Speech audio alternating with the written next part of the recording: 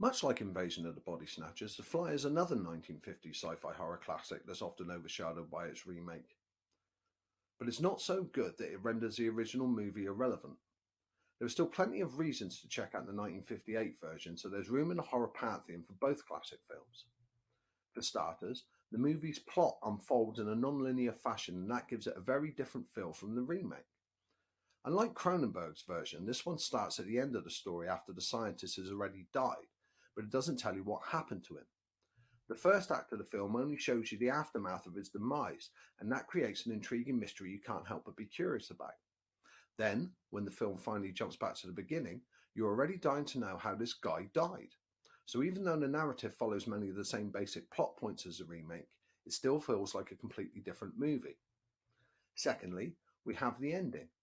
I'm not going to spoil it for you if you haven't seen the film, but trust me, The Fly ends with one of the creepiest and most unsettling moments in horror history. It's absolutely harrowing, and it'll stick with you long after the credits begin to roll. That's just the tip of the iceberg, but I think it's enough to make my point. While the original The Fly might not be as good as the remake in some people's eyes, it's still well worth your time.